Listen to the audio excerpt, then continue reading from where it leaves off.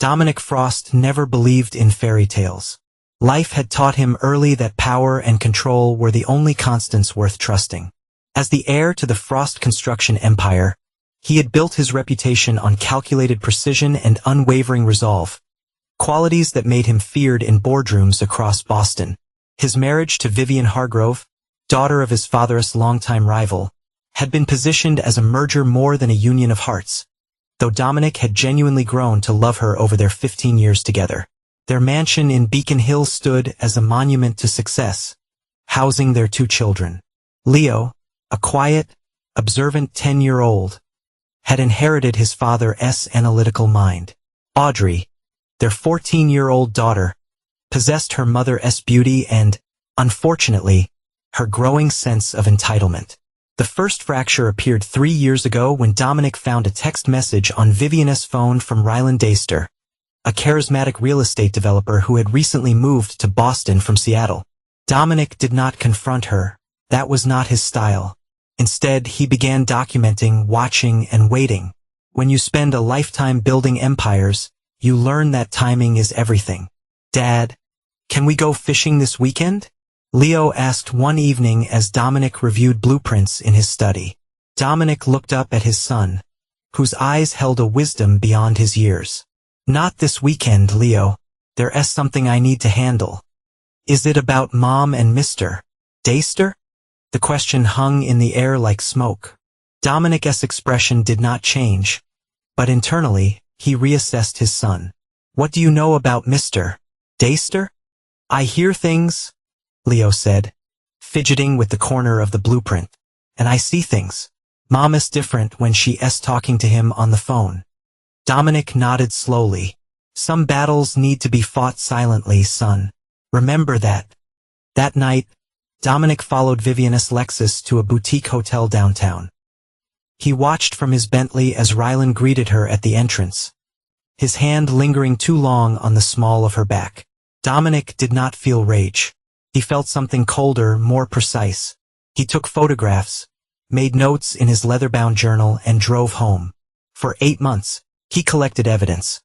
Credit card statements, hotel receipts, screenshots of text messages obtained from their cellular provider. Being on the board had its advantages. He learned that Ryland was orchestrating a bid to take over 3 key Frost construction projects, using information Vivian had been feeding him.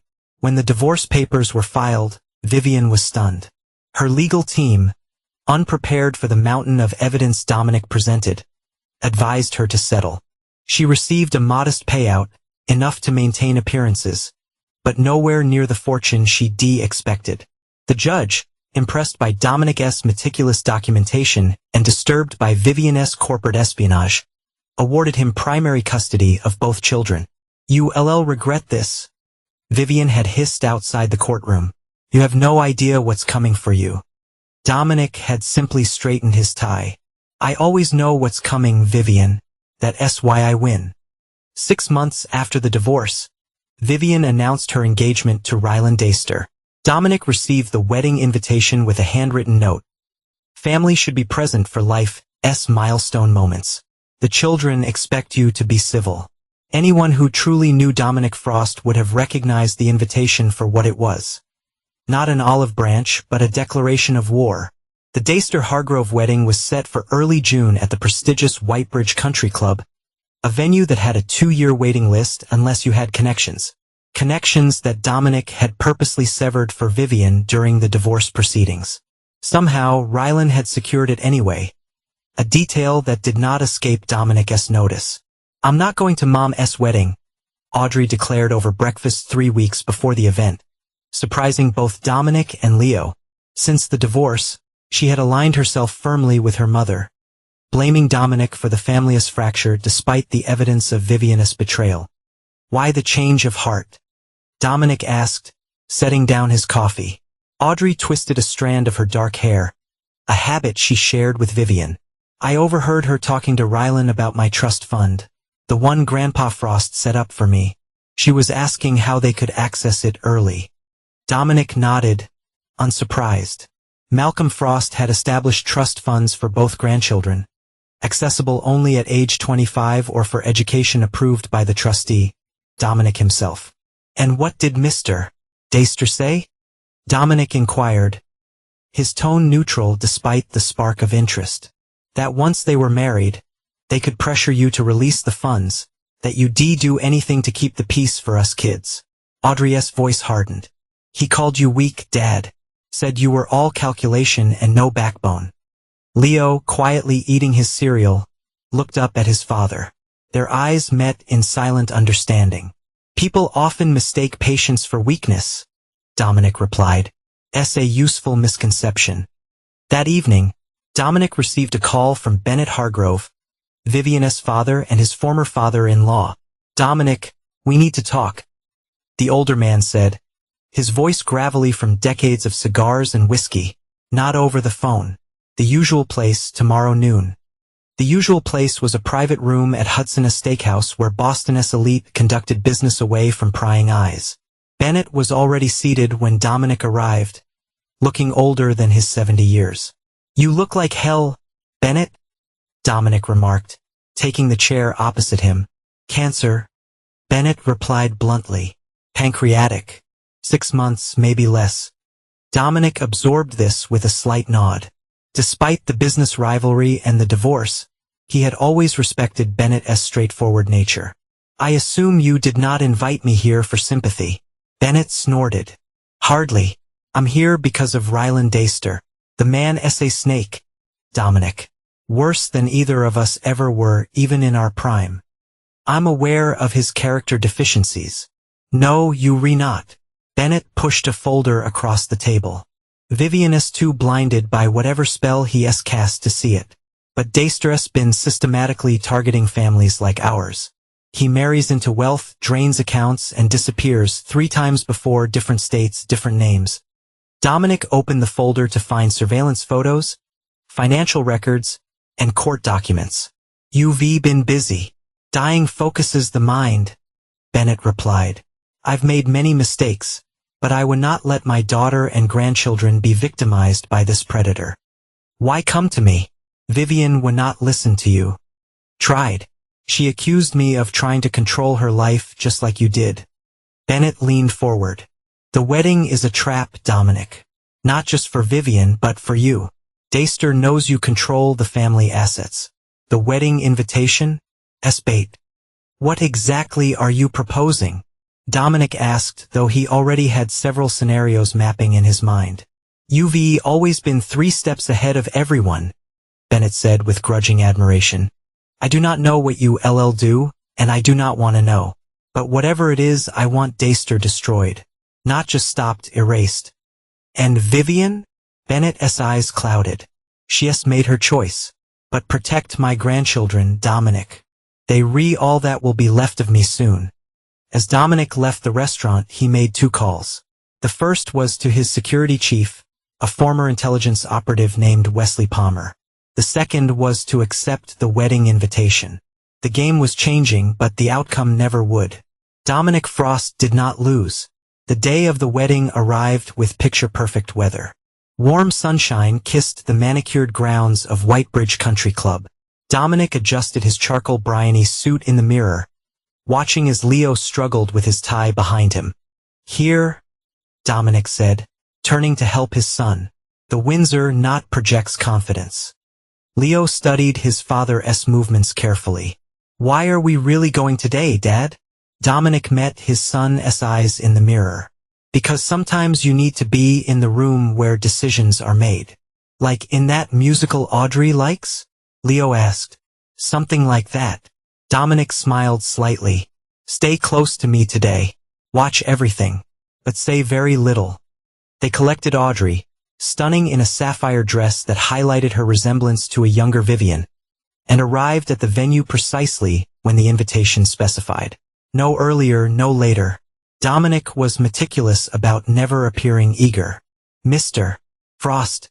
Rylan asked, her smooth voice cutting through the ambient chatter as they entered the reception area.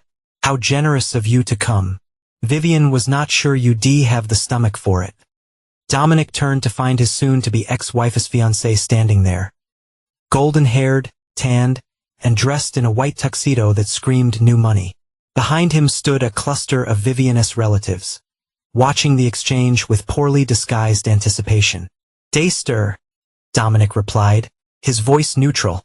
"I never miss an important business opportunity." Rylan's smile faltered slightly. "This is a wedding, not a business transaction. Is not it both for you?" Dominic's gaze was steady. "Congratulations, by the way. Third time as the charm, I hear." A flash of alarm crossed Rylan's face before his composure returned. "I think you mistaken. Vivian is my first wife." "Of course, my error." Dominic nodded to his children. "We should find our seats." As they moved away, Rylan called after them. "We've placed you with family, Dominic. Vivian thought it would be appropriate." The ceremony itself was predictably lavish. A string quartet, imported flowers, handwritten vows that made Dominic notice how Vivian could not quite meet Rylan's eyes during her promises of eternal fidelity. Throughout, Dominic sat still and attentive, the model of decorum, while mentally cataloging every person in attendance. He paid special attention to the three men seated at different points in the venue whose attentive gazes suggested they were not merely wedding guests. At the reception, Dominic found himself and his children seated at a table with Vivian's brother, Nolan Hargrove, and several cousins who had never approved of Vivian marrying outside their social circle. "Surprised you showed your face, Frost?" Nolan said, already 3 drinks in despite the early hour. "Most men would have too much pride." "Pride is a luxury for those who can afford it," Dominic replied evenly. "Philosophy from the discarded husband." One of the cousins snickered. How enlightened. Dominic merely sipped his water. He did not drink alcohol at events where clarity was essential. The reception progressed with speeches, champagne, and increasingly obvious hostility directed toward Dominic. As the dance floor filled, Vivian's entire family seemed to converge on their table. Led by a visibly intoxicated Nolan, they formed a loose circle around Dominic and the children. "How pathetic to watch another man claim your family," Nolan proclaimed loudly enough for nearby tables to hear. "Tell us, Dominic, how does it feel to be so thoroughly replaced?" The room erupted in laughter, Rylan's distinct chuckle audible above the rest. Dominic remained seated, his expression unchanged. "Dad?" Leo whispered urgently, tugging at his sleeve. "We need to leave now. Something's wrong."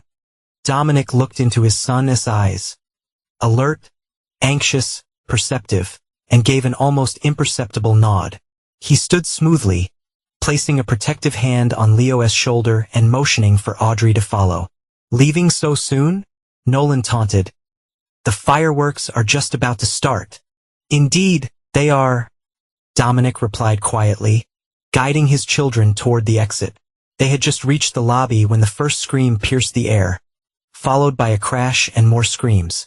Dominic calmly directed his children to a seating area away from the commotion. "Stay here," he instructed. "Do not move until I return." He walked back to the reception hall entrance just as Rylan Dayster came bursting through the doors. His white tuxedo spattered with red wine and his face contorted with rage. Behind him, uniformed police officers were entering through the terrace doors. "You?" Rylan snarled when he spotted Dominic. "You did this."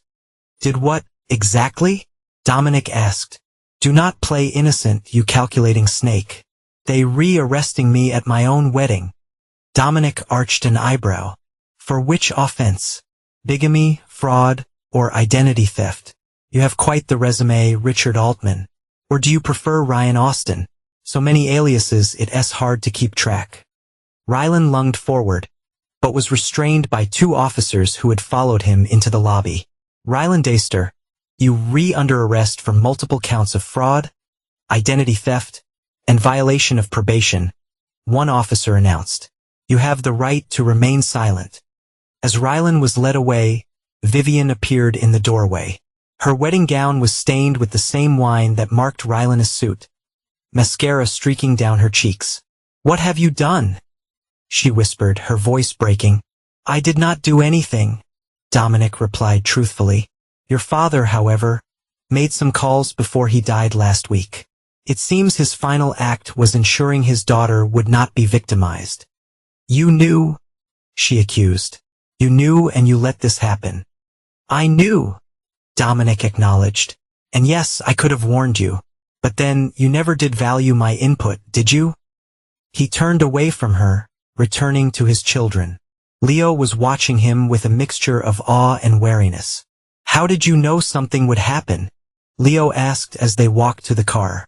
"I did not know what would happen," Dominic corrected, "but I calculated the probabilities.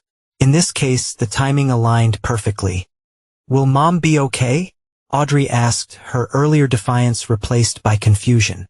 "Your mother will survive," Dominic assured her. "She always does." As they drove away from Whitebridge, Leo studied his father's profile. "This is not over, is it?" Dominic's lips curved in the barest suggestion of a smile. "No, Leo, this is not over. It's barely begun." The aftermath of what the Boston Herald dubbed the wedding crasher scandal reverberated through elite social circles like a seismic event.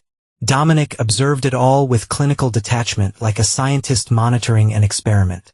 Ryland Deister, revealed to be Richard Altman, a confidence man with outstanding warrants in 3 states, remained in custody awaiting trial, denied bail due to his history of disappearing acts.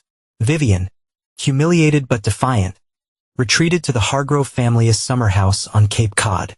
She called the children daily at first, her voice brittle with forced cheerfulness, never once mentioning Dominic or the wedding disaster. After 2 weeks, the calls became less frequent. "Did you know Mom mortgaged her house?" Audrey asked one evening as they ate dinner in the minimalist dining room of Dominic's penthouse. Since the wedding incident, she had been spending more time with her father, her previous hostility replaced by cautious respect. Dominic set down his fork. "How did you learn this?"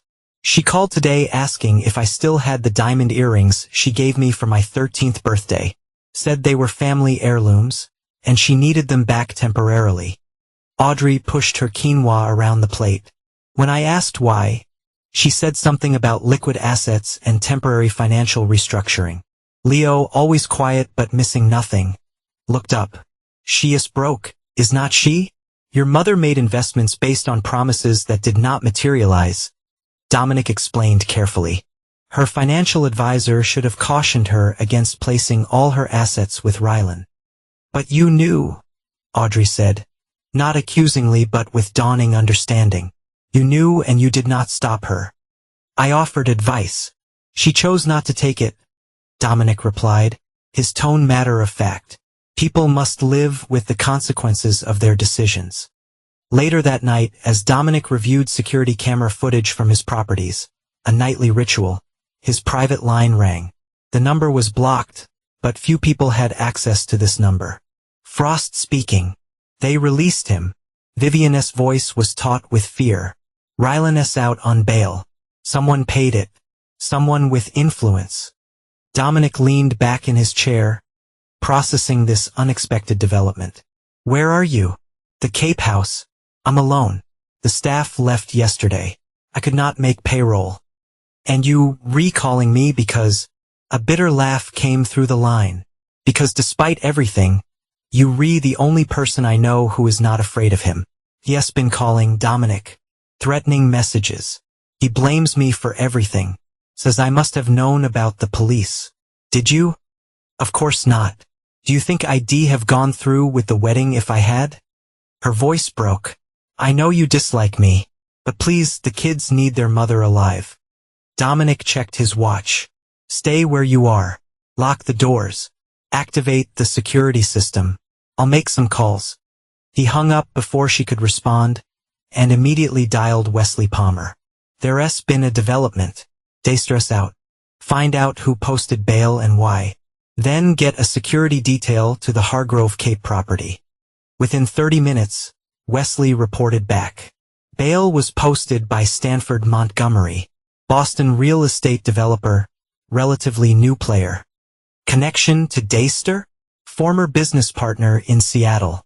Both were implicated in a development scheme that went south, but Montgomery avoided charges by testifying against Deister.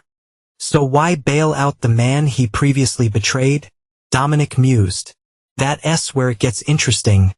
Wesley continued. Montgomery just acquired 3 properties adjacent to your downtown development. The timing is suspicious. Dominic processed this information silently. Someone was making moves against him, using Dayster as a pawn. The game was expanding beyond Vivian and her ill-fated marriage. Increase security at all properties and for the children, Dominic instructed.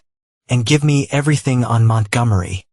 The next morning, Dominic received a call from the security team he'd sent to Cape Cod. Mr. Frost, we arrived at the Hargrove property as instructed, but the house was empty. Signs of hasty departure, but no evidence of struggle or forced entry. Ms. Hargrove appears to have left voluntarily approximately 2 hours before our arrival. Dominic frowned. Check transportation, rental cars, ride services, local taxis. An hour later, the security team confirmed that Vivian had taken a taxi to a private airfield where a chartered jet had been waiting. The flight plan indicated a destination in the Caribbean, St. Lucia. That evening, as Dominic explained to the children that their mother had decided to take some time away, his secure tablet pinged with an alert. Someone had attempted to access Leo's trust fund using Vivian's outdated authorization codes. Dad, is Mom in trouble? Leo asked, his perceptive eyes searching his father's face. Your mother is making choices, Dominic replied carefully. Some of them are unwise. Are you going to help her? Audrey's question carried an undercurrent of accusation. Dominic considered his daughter thoughtfully. I'm going to do what's necessary to protect this family. Sometimes that means allowing people to face the consequences of their actions. Later that night, after the children were asleep, Dominic received a video call from an unknown number. When he accepted it, Ryland Dayster's face filled the screen, his golden looks now hardened by the harsh lighting wherever he was calling from. Evening, Frost, Ryland said with a tight smile. Surprised? Not particularly, Dominic replied. Though I am curious about your new benefactor. A flicker of surprise crossed Ryland's face before he regained his composure.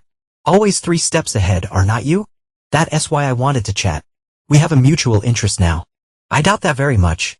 Vivian, Ryland said simply. She took something that belongs to me before she disappeared. Something valuable. Montgomery wants it too. It's why he posted my bail. And this concerns me how? Dominic's voice was cool. Ryland leaned closer to the camera. Because when Montgomery does not get what he wants from me, he'll come after you and those kids. The man does not distinguish between targets once he's committed. You seem concerned for our welfare, Dominic observed dryly. I am concerned for myself, Ryland admitted. But I am offering a truce. Help me find Vivian and what she took and I'll give you Montgomery. All his operations, his connections, his plans for your properties. A compelling offer from a proven liar. Ryland's facade cracked slightly, revealing genuine fear. You do not understand what you're dealing with, Frost. Montgomery is not like us. He does not play by any rules. The only reason I'm not dead is because he thinks I can lead him to Vivian. And can you, with your resources? Absolutely. Dominic studied the man who had tried to steal his wife, his children's inheritance, and his business connections. I'll consider your proposal. Do not take too long, Ryland warned. Montgomery's patience is not infinite. After ending the call, Dominic sat motionless in his darkened office, recalibrating his assessment of the situation. What had begun as a simple case of infidelity and divorce had evolved into something more complex, with new players and higher stakes. He opened his laptop and typed a series of commands, accessing a tracking system he had installed years ago, a precaution Vivian never knew about. Her location appeared as a blinking dot, not in St. Lucia as the flight plan had indicated, but in Montreal, Canada. Always 3 steps ahead, Dominic murmured to himself, reaching for his phone. Montreal in early summer was vibrant with festivals and outdoor cafes, but Dominic had no interest in the city's charms as his private jet touched down. Wesley Palmer waited on the tarmac with a black Suburban, his expression grim. She's still at the hotel, Wesley reported as they drove toward downtown. Checked in under Victoria Harrison 3 days ago, has not left the building since. And her visitor arrived yesterday evening, Stanford Montgomery himself, not a proxy. They ordered room service twice. No outgoing calls. Dominic absorbed this information silently. The fact that Montgomery had come personally suggested the stakes were even higher than Ryland had indicated. The children are secure? He asked. Wesley nodded. Safe house in Vermont as instructed. Ms. Thorne is with them. Meredith Thorne was the children's longtime nanny, one of the few people Dominic trusted implicitly. Their vehicle pulled up to a discreet entrance of the Hotel St. Jacques, where the manager was waiting to escort them through a service corridor. Years of cultivating relationships in the hospitality industry ensured Dominic's privacy in situations like this. There, in the Belmont suite, the manager whispered as they entered a service elevator. Mr. Montgomery ordered champagne 30 minutes ago. The waiter reported they were celebrating something. The manager let them into a vacant room adjacent to the Belmont suite. Once alone, Wesley unpacked surveillance equipment and quickly set it up, providing audio and thermal imaging of the neighboring suite. Told you he would pay. Montgomery's voice came through clearly. Frost is many things, but he would not risk his precious reputation or his children's safety. You do not know him like I do. Vivian's voice replied, slurred slightly from alcohol. Dominic does not negotiate. He dictates terms. Everyone negotiates when the stakes are high enough. 20 million is nothing to him, but everything to us right now. Dominic's expression remained impassive as he listened to his ex-wife and her new associate discussing their extortion plan. And if he refuses? Vivian asked. Then we move to plan B. The children. No, Vivian's response was immediate. That was not part of our agreement. The trust funds, yes, but not the children themselves. Montgomery's laugh was cold. You surrendered your right to terms when you lost the flash drive. Now we improvise. Dominic had heard enough. He nodded to Wesley, who disassembled the equipment with practiced efficiency. Options? Wesley asked as they exited the building through the same service entrance. Return to Boston immediately, Dominic instructed. Alert our contact at the Financial Crimes Division. I want all my resources focused on Stanford Montgomery by morning. Back on the jet, Dominic placed a call to Rylan Daister. Did you find her? Rylan asked without preamble. She found Montgomery, Dominic replied. Or he found her. They were planning to use my children as leverage. The line went silent for a moment. That was not the plan, Rylan finally said, his voice tight. Was it not? Dominic's tone was dangerous. Because threatening my children seems remarkably consistent with the kind of operation you run, Daister. I'm many things, Frost, but I do not target children. That's Montgomery's style, not mine. You brought him into our lives. And I'm trying to get him out of them, Rylan insisted. Look, I was straight with you about what Vivian took data that could implicate Montgomery in serious criminal activity. That's all he wants. What exactly is on this flash drive? Rylan hesitated. Financial records. Offshore accounts. Names of officials on Montgomery's payroll. I compiled it as insurance. But Vivian found it the night before the wedding. She must have thought it would be valuable leverage. And now Montgomery thinks I have it, Dominic concluded. Or that you can get it from her. Dominic considered his next move carefully. I need you to meet with Montgomery. Tell him you convinced me to cooperate. That I'll provide access to the children's trust funds in exchange for assurances of their safety. He would not believe it, Rylan objected. He knows your reputation. Then enhance my reputation. Tell him I'll do anything to protect my children, even surrender financial control. Make it believable, Daister. Your life depends on it as much as theirs. After ending the call, Dominic contacted his legal team, setting in motion a complex series of financial maneuvers. By the time his plane landed in Boston, 8 shell corporations had been established, each containing a portion of what appeared to be the children's trust funds, but were, in fact, carefully constructed financial traps. The city that never truly sleeps awaited him, its skyline alive with the silent voltage of secrets and ambition. The following morning, Dominic received confirmation that Rylan had met with Montgomery and apparently convinced him of Dominic's cooperation. A meeting was set for that evening at Montgomery's recently acquired property overlooking Boston Harbor. He'll have security, Wesley warned as they reviewed the building plans. So will we, Dominic replied, studying the blueprints. But this is not about physical confrontation. It's about positioning. At precisely 8 p.m., Dominic arrived alone at Montgomery's building, a gleaming glass tower still under construction. He was escorted to the penthouse, which was furnished but clearly not yet lived in. Montgomery stood by the floor-to-ceiling windows, his silhouette outlined against the harbor lights. Vivian sat on a white leather sofa, her posture rigid. Dominic, she said, her voice a mixture of defiance and fear. You actually came. I'm full of surprises, he replied evenly before turning to Montgomery. Let us dispense with pleasantries. You want the flash drive. Montgomery, tall, silver-haired, with the physique of a man who paid others to maintain his body, smiled thinly. Actually, I've already secured what was on the drive. Your ex-wife was quite cooperative once she understood the stakes. Dominic's expression did not change. Then what am I doing here? Insurance, Montgomery replied. Rylan seems to think you might have made copies. I need to be certain all traces of that data are eliminated. And your children's trust funds consider a compensation for my inconvenience. Montgomery crossed to a desk and handed Dominic a tablet. Transfer authorization to these accounts. Once verified, we can all move on with our lives. Dominic took the tablet, studying the account details. And I have your word my family will be left alone? You have my disinterest, Montgomery corrected. Once this transaction is complete, you and your children become irrelevant to me. Dominic nodded once and began the transfer process, his fingers moving deliberately across the screen. When he finished, he handed the tablet back to Montgomery. It's done. Montgomery checked the screen, satisfaction spreading across his features as he verified the transfers. Pleasure doing business with you, Frost. Vivian spoke so highly of your intelligence.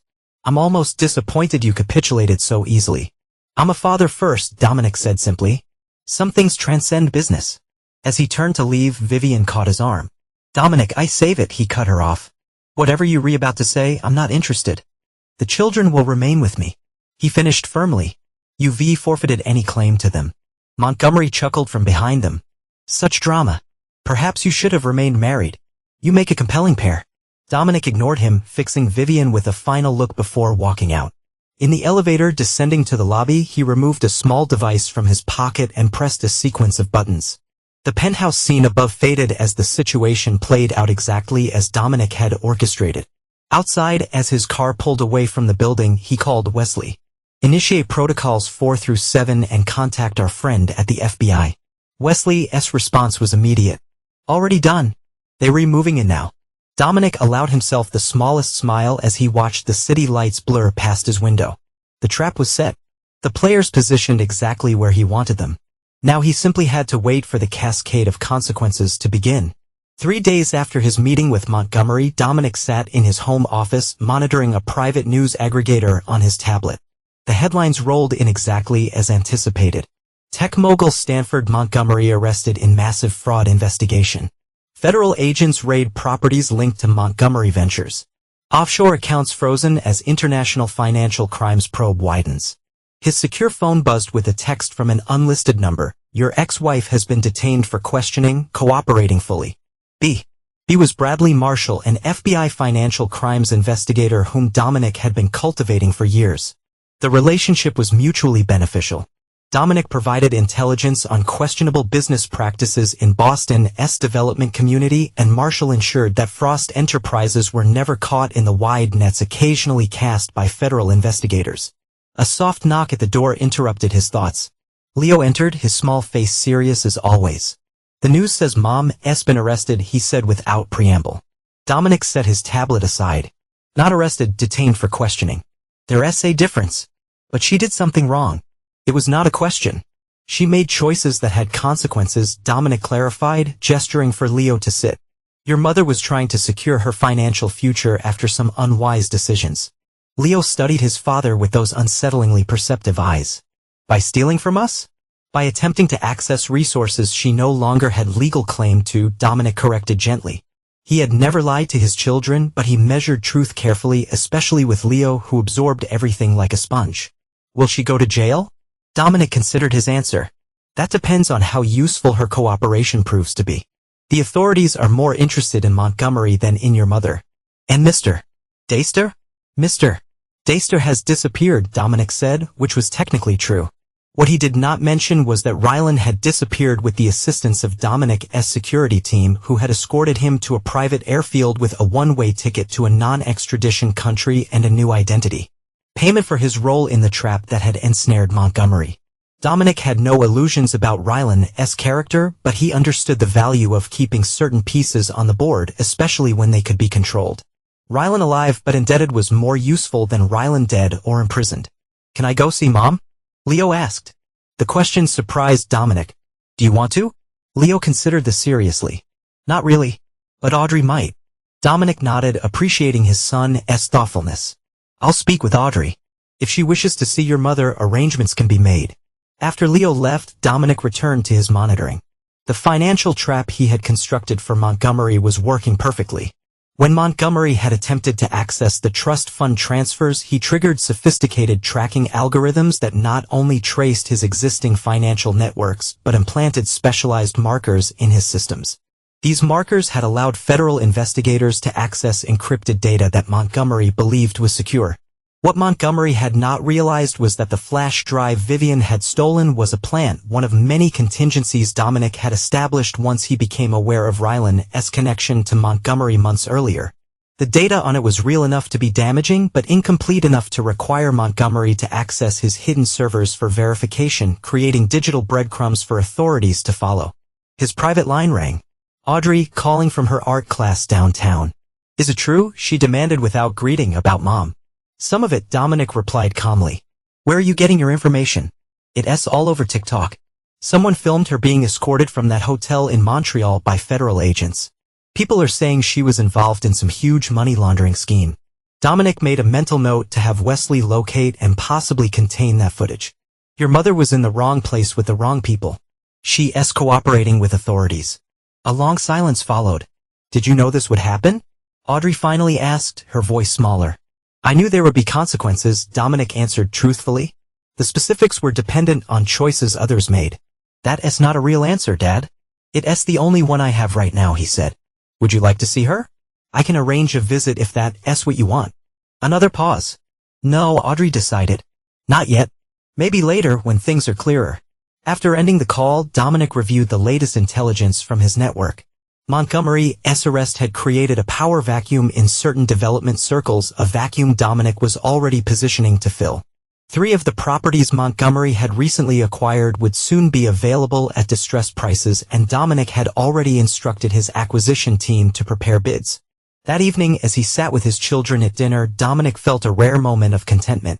The threats to his family had been neutralized. His business interests were expanding. And most importantly, Audrey and Leo were safe under his roof, gradually healing from their mother's betrayal. "I was thinking," he said casually, "that we might take a trip soon. Perhaps to the ranch in Wyoming for a few weeks. The 3 of us." Audrey looked up from her plate, surprised. "What about work?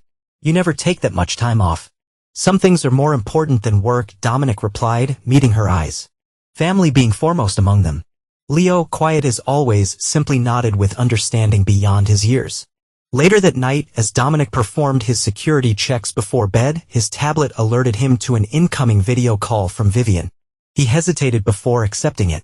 She looked exhausted, her normally perfect appearance disheveled. "They're re-releasing me tomorrow," she said without preamble. "Immunity deal in exchange for testimony against Montgomery." "Congratulations," Dominic replied neutrally. "Do not." Her voice hardened. "You orchestrated all of this. Somehow you knew what would happen and you positioned everything perfectly. Just like always. You give me too much credit." "No, I did not give you enough credit. That was always my mistake." She pushed her hair back from her face. "I'm leaving Boston, starting over somewhere else. The children will stay with you," she said, a crack in her composure revealing genuine pain. "I'm in no position to care for them right now. And they better off with you. I see that now." Dominic studied her face, searching for manipulation but finding only resignation. "Where will you go?" "My cousin has a place in Arizona. I thought I'd start there, figure things out." She hesitated. "I would not contest the custody arrangement. I'll take whatever visitation you think is appropriate." "I'll have my attorney draw up the paperwork," Dominic said, businesslike. "The children's well-being will be the primary consideration." Vivian nodded, tears welling in her eyes. Tell them I love them. Even if I've been terrible at showing it." After the call ended, Dominic sat motionless in the darkness of his study. Phase 1 of his plan had concluded more successfully than anticipated. Vivian neutralized without jail time that would further traumatize the children. Montgomery removed as a threat.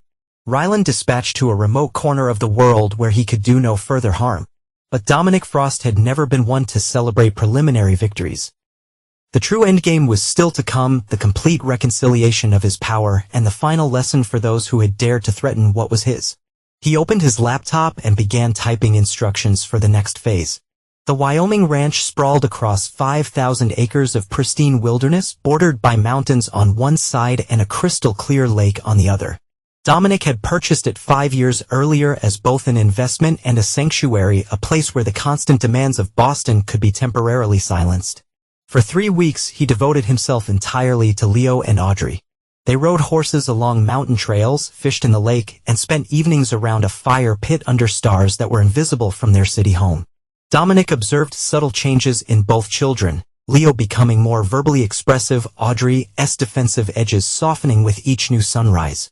On their final night at the ranch, as the children slept in their rooms, Dominic sat on the main cabin's porch with his satellite phone, reviewing updates from Wesley. Montgomery's trial date is set for November, Wesley reported. His legal team is struggling since the government froze most of his assets. 3 of his key associates have accepted plea deals. And Vivian settled in Sedona, working at an art gallery owned by her cousin. Regular video calls with the children as arranged. Dominic nodded, though Wesley could not see him.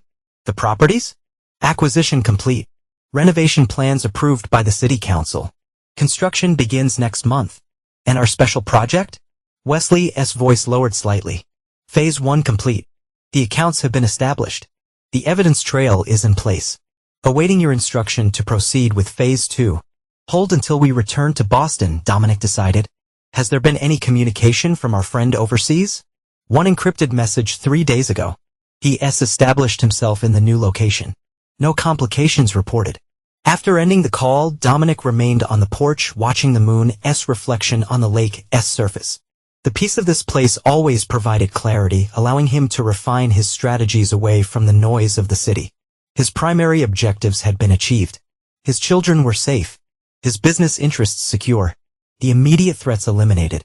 But Dominic had learned long ago that true security came not just from neutralizing current enemies, but from ensuring that potential threats understood the consequences of challenging him. Montgomery would face justice through legal channels, his empire dismantled piece by piece. Vivian had been allowed to retreat with minimal damage, a concession made for the children's sake rather than hers. But the final piece of Dominic's strategy involved Ryland Deister, the man who had attempted to insert himself into Dominic's family to manipulate his children's mother to access wealth he had not earned. For that, a more personal reckoning was required. The next morning, as they prepared to return to Boston, Audrey approached Dominic as he packed his laptop. "Dad, I've been thinking," she began, uncharacteristically hesitant about Mom. Dominic gave her his full attention. "What about her?" "I want to see her, not right away, but soon, maybe during winter break." "If that's what you want, arrangements can be made," Dominic replied carefully. "You would not be angry." Dominic considered his daughter thoughtfully. "Audrey, your relationship with your mother is separate from my history with her. I would never stand between you and whatever connection you wish to maintain with her." "But you do not forgive her," Audrey observed. "Forgiveness is not part of my nature," Dominic acknowledged. "But that's my limitation, not yours."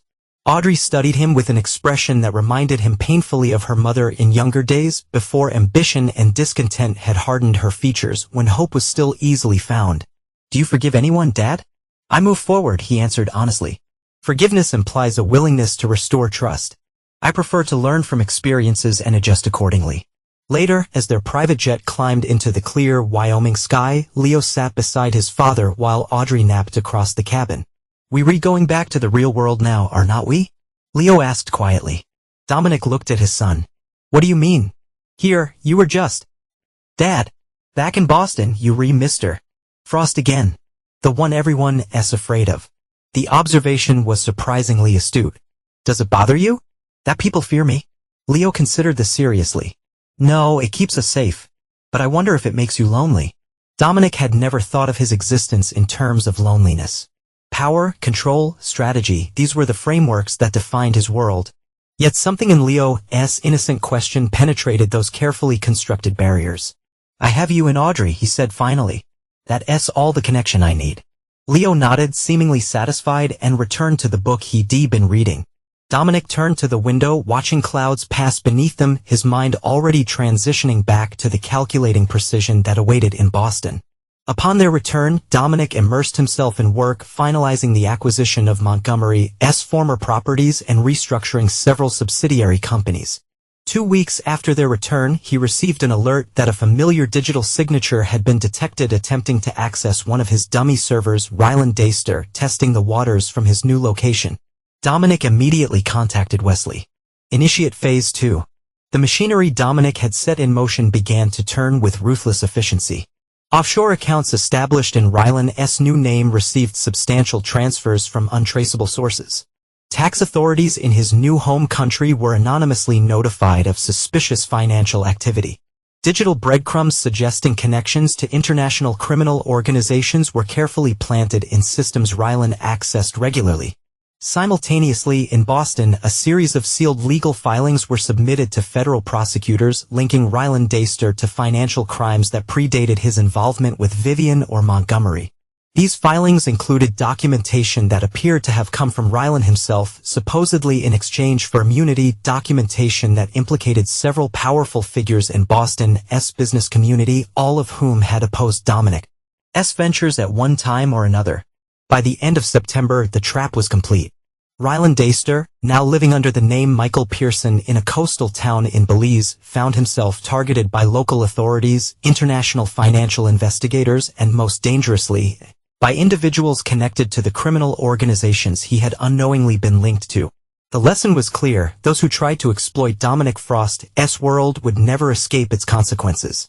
When Ryland's desperate message finally came through on the secure channel Dominic had provided, it was exactly what he had anticipated. They were closing in from all sides. Need extraction immediately. Will provide anything required in exchange for safe passage. Dominic's response was simple. Call this number. One-time use. When Ryland called the provided number, Dominic answered personally. I should have known, Ryland said, his voice tight with fear and anger. This was your endgame all along. Did you expect something else? Dominic asked calmly. After you attempted to dismantle my family, I helped you with Montgomery. That counted for nothing. It counted for the comfortable months you enjoyed in Belize, Dominic replied. Now the bill comes due. They kill me, Frost. The people you connected me to, they do not ask questions first. That sounds like a personal problem. Ryland's desperation was palpable through the connection. What do you want? There must be something I can offer.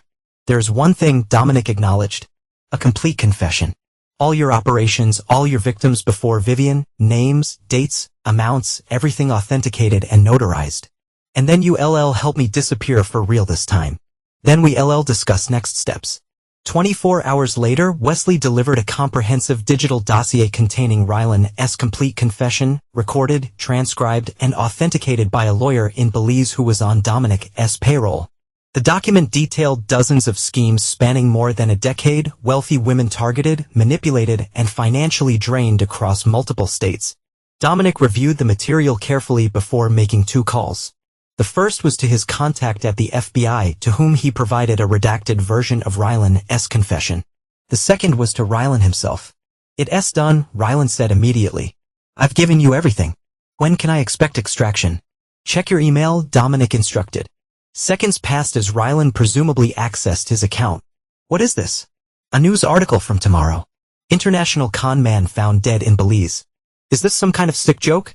It's a courtesy, Dominic replied evenly. A preview of tomorrow's headline. I wanted you to understand that there was never going to be an extraction. You sealed your fate the moment you targeted my family. Frost, listen to me, Ryland's voice rose with panic. No, you listen, Dominic cut him off, his tone glacial. In approximately 30 minutes, individuals connected to the Morales cartel will arrive at your location. They believe you've stolen millions from their laundering operation, a belief supported by the transfers to your accounts and the documentation provided to their intermediaries. You see not do this, Ryland breathed. This is not justice, it's murder. It's consequences, Dominic corrected. Goodbye, Ryland. He ended the call and turned to Wesley, who had been standing silently by the office door. Monitor the situation. Confirmation only, no direct involvement.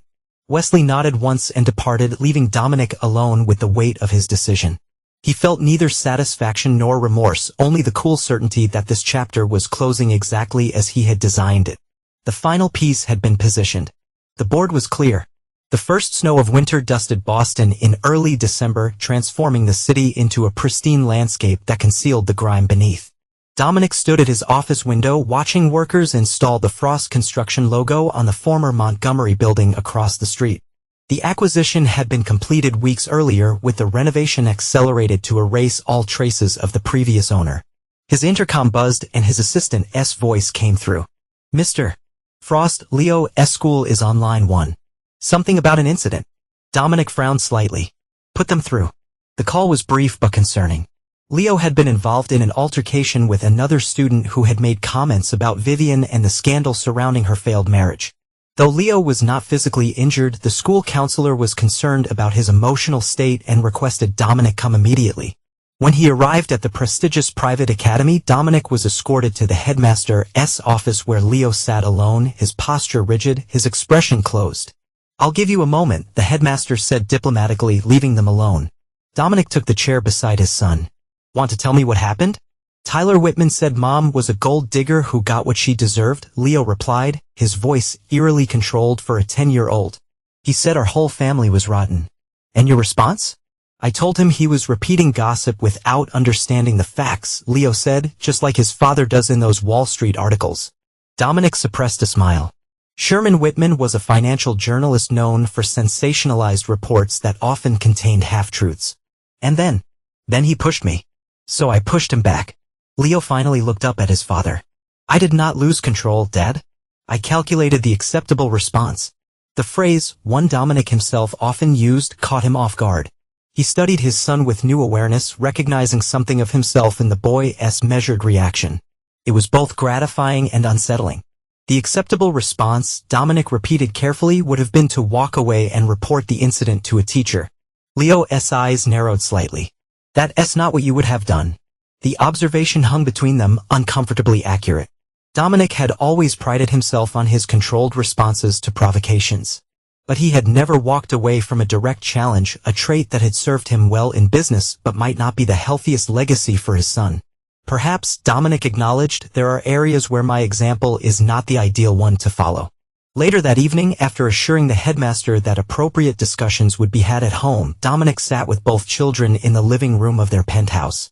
Snow continued to fall outside the floor-to-ceiling windows, creating a sense of isolation from the world below. "I want to discuss something important with both of you," Dominic began. "About legacy, what we inherit from our parents and what we choose to carry forward." Audrey looked up from her tablet. "Is this about Leo's fight?" "It's about choices," Dominic corrected. "My father, your grandfather, built his company through intimidation and ruthlessness. I inherited both his methods and the consequences of his approach, respect mixed with fear, success shadowed by isolation." Both children watched him with unusual attention. Dominic rarely spoke of his father or his own upbringing. "I've continued many of those patterns," he admitted. "They've been effective in building and protecting what we have.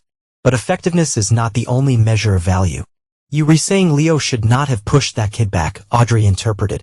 "I'm saying there are aspects of my approach to conflict that you might be better off not emulating," Dominic clarified. "Calculated responses have their place in business negotiations. In personal relationships, they can create distance." Leo's perceptive gaze never wavered. "Like with Mom." The question was direct, forcing Dominic to consider his response carefully. "Your mother and I made choices that created irreparable fractures in our relationship. But those choices do not have to determine your relationships with either of us." "You do not want us to be like you," Audrey said, not accusingly but with dawning understanding. "I want you to take the strengths, the strategic thinking, the perseverance, the loyalty to family without inheriting the limitations," Dominic explained. "The inability to forgive. The tendency to view relationships as transactions. The isolation that comes from always maintaining control." It was perhaps the most vulnerable he had ever been with his children, acknowledging dimensions of himself he rarely examined. The conversation continued into the evening, evolving into a discussion about their upcoming visit to Vivian in Arizona during winter break. To Dominic's surprise, he found himself genuinely supportive of this connection, recognizing that his children needed a relationship with their mother that was not filtered through his own grievances. 2 days later, Dominic received notification that the final phase of his strategy regarding Rylan Dayster had been completed. International authorities had officially confirmed Rylan's death in Belize, ruling it a homicide connected to organized crime. The case was considered closed, with no connection to Dominic or his operations. Simultaneously, the federal investigation into Stanford Montgomery had expanded to include several prominent Boston business figures implicated in Rylan's confession. Dominic understood that the cycle of ambition, betrayal, and consequence in his world would never truly end, but for this moment his family was whole and safe, and he allowed himself a brief, quiet satisfaction. The resulting power vacuum was rapidly being filled by Frost Enterprises, consolidating Dominic's position as the preeminent force in Boston's development community.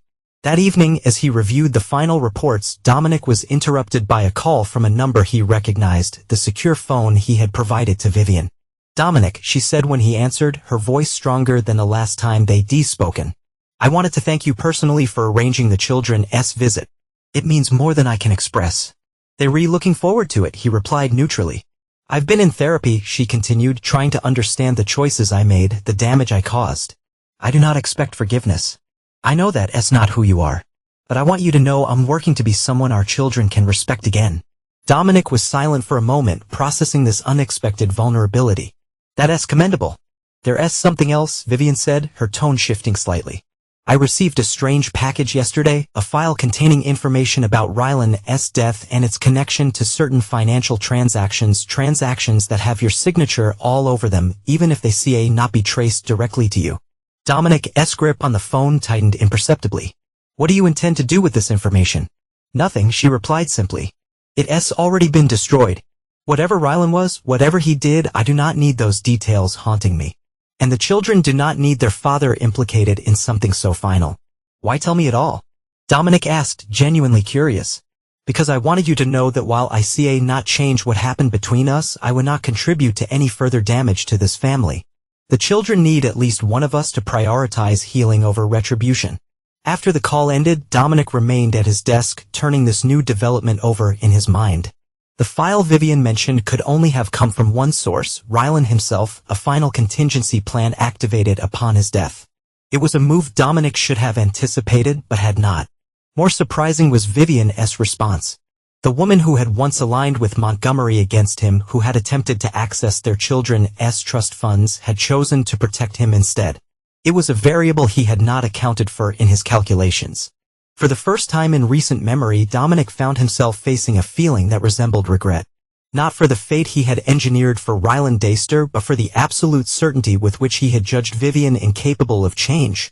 As snow continued to fall outside his window, Dominic Frost confronted the possibility that his most fundamental limitation might not be his ruthlessness, but his unwillingness to recalibrate his assessment of people once they had disappointed him.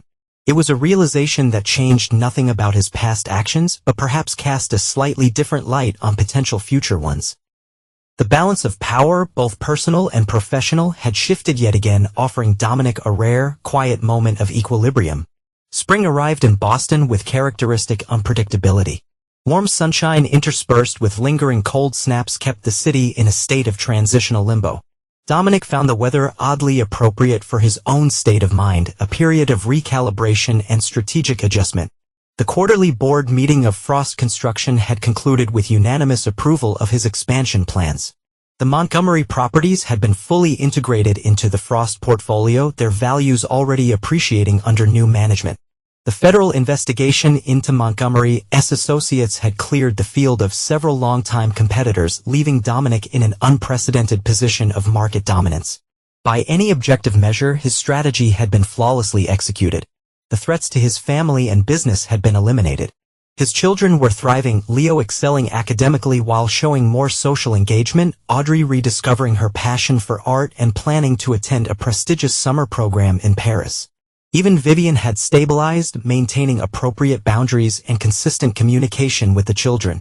Yet Dominic found himself dissatisfied in ways he could not immediately quantify. Success had always been measured in control, in the elimination of vulnerabilities. By those metrics, he had achieved complete victory. But Leo's question from months earlier lingered in his mind, "Does it make you lonely?" The thought was interrupted by his assistant announcing Wesley Palmer's arrival. Wesley entered carrying a secure tablet, his expression typically impassive. "Final confirmation," Wesley reported, placing the tablet on Dominic's desk. "All traces have been eliminated. The connection between the Morales cartel and Rylan's accounts has been purged from every system. Even if someone were looking, there would be nothing to find." Dominic nodded. "And the other matter?" "Ms. Hargrove's security has been upgraded as requested. Discreet, but comprehensive. She is unaware of the additional measures." After the revelation that Vivian had received and destroyed potentially damaging information about Rylan's death, Dominic had quietly arranged enhanced security for her in Arizona. He told himself it was to protect the children's interests, to ensure their mother remained stable and safe. But he recognized the rationalization for what it truly was. "Will there be anything else?" Wesley asked. Dominic considered the man who had executed so many of his most sensitive operations over the years. Wesley Palmer had been a constant in his professional life, reliable, discreet, effective. Yet Dominic realized he knew almost nothing about the man himself. "How long have you worked for me, Wesley?" The question seemed to surprise Palmer. 11 years next month, sir. "And before that?" "Military intelligence, then private sector security consulting." Dominic leaned back in his chair. "Do you have family?" A flicker of something caution perhaps crossed Wesley's composed features as the question hung in the quiet office. A flicker of something caution perhaps crossed Wesley's typically stoic features. "A sister in Portland. Niece and nephew I see a few times a year." "Take some time," Dominic said abruptly. 2 weeks, fully compensated. "Visit your family." Wesley's eyebrows rose slightly. "Is there a concern about my performance?" "Quite the opposite. Considerate recognition of your exceptional service." Dominic's tone made it clear the matter was not open for discussion. After Wesley departed, Dominic turned to the floor-to-ceiling windows that overlooked the city. Boston spread below him, a landscape he had helped shape through decades of strategic acquisition and development. From this height, people were reduced to moving dots, buildings to geometric forms, a perspective that had always appealed to his preference for calculated detachment. His intercom buzzed. "Mr. Frost, Leo's school is on line 1 again." Dominic felt a momentary tension. "Put them through." Unlike the previous call months earlier, this one brought unexpected news. Leo had been selected to represent his grade in a prestigious mathematics competition. The teacher calling was effusive about Leo's abilities and, more surprisingly, his leadership in helping other students prepare for the preliminary rounds. He's showing remarkable collaborative skills, the teacher explained. Not just solving problems himself, but helping others understand the methodology. It's quite impressive for his age. After the call, Dominic sat with the information, feeling an unfamiliar sense of pride that went beyond Leo's academic achievement. His son was forging a path that incorporated Dominic's strategic thinking but paired it with an emotional intelligence Dominic himself had always considered unnecessary. That evening, as they celebrated Leo's selection with a special dinner, Audrey mentioned her recent video call with Vivian. "Mom's dating someone," she announced, watching her father carefully for his reaction. "Some artist guy who works at the gallery with her. She wanted us to know before we visit for spring break." Dominic nodded, unsurprised. "Your mother deserves happiness." Audrey's eyebrows shot up. "That's not what I expected you to say." "What did you expect?" Dominic asked, genuinely curious. "I do not know." Something cold and dismissive. Audrey shrugged. "You've been different lately." "Less calculating," Leo suggested. "I was going to say robotic." Audrey smirked. "But calculating works too." Dominic absorbed this assessment with surprising equanimity. "People adapt when circumstances require it." "Is that what happened?" Leo pressed. "Circumstances changed." Dominic looked at his son. "Perceptive as always. Seeking patterns and explanations. Perhaps my calculations expanded to include variables I'd previously overlooked." Later that night, after the children had gone to bed, Dominic received an unexpected call from his FBI contact, Bradley Marshall. "Thought you'd want to know," Marshall began without preamble. Montgomery's attempting to negotiate a reduced sentence by offering information on, quote, "the real power behind Boston's development community." "Meaning me," Dominic interpreted. "Precisely. He's claiming you orchestrated his downfall, that the evidence against him was manufactured." "And your response?" "That's why I'm calling," Marshall said. "Officially, we've declined his offer due to lack of corroborating evidence. Unofficially, his claims align with certain patterns my colleagues and I have observed over the years." Dominic absorbed this silently. "Do not misunderstand," Marshall continued.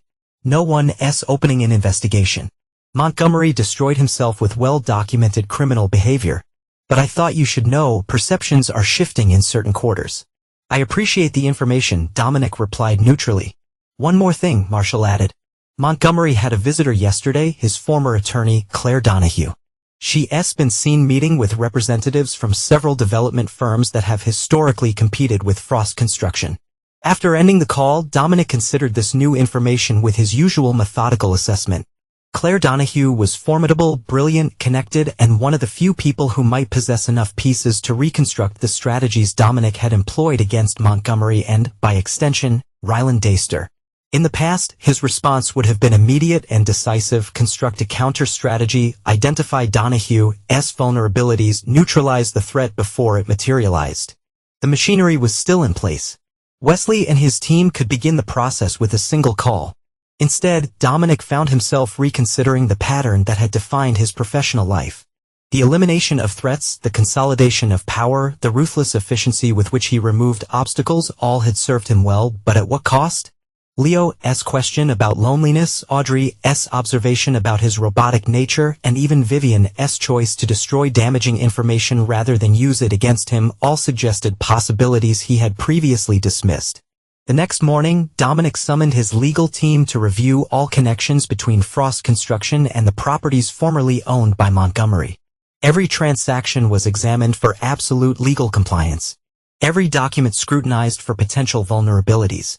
By afternoon, he had initiated a restructuring of several key holdings, creating additional layers of insulation between himself and any actions that might be construed as manipulative of market forces.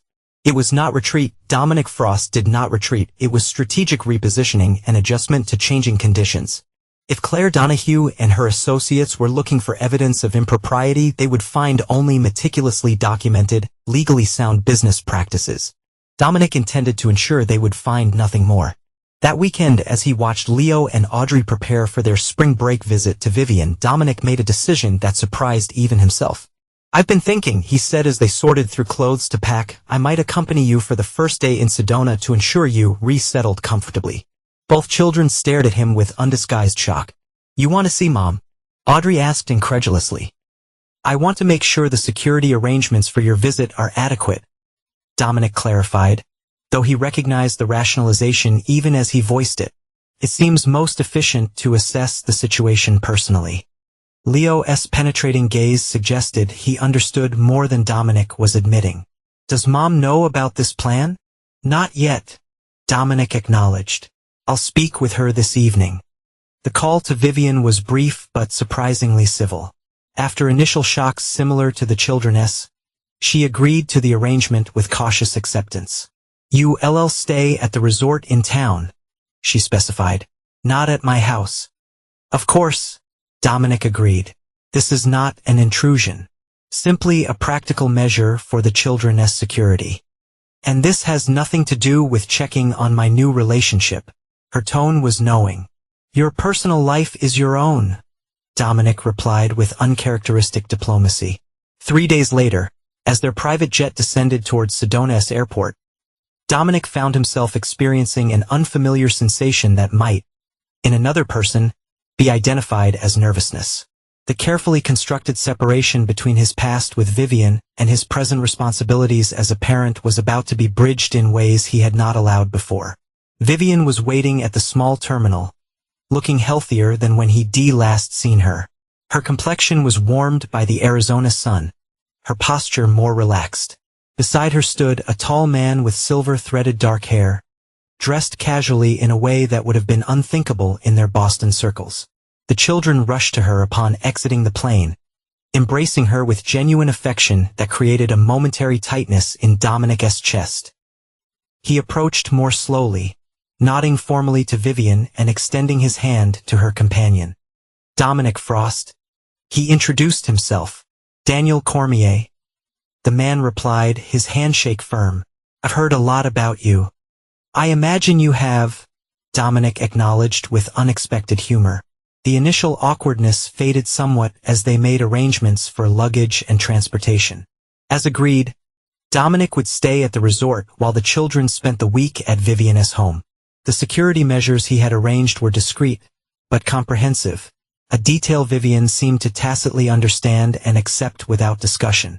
That evening, after getting the children settled, Dominic found himself sitting across from Vivian on the patio of a local restaurant recommended by Daniel, who had tactfully made himself scarce for this particular meeting. The air was cool and clear, and for the first time in a long while, Dominic allowed himself to simply listen as Vivian spoke about her new life, her art, and her hopes for their children. "He seems decent," Dominic observed, surprising himself with the genuine assessment.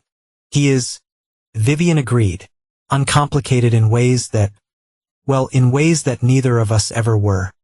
They sat in silence for a moment, the red rock formations of Sedona glowing in the setting sun around them. Why are you really here, Dominic? Vivian finally asked.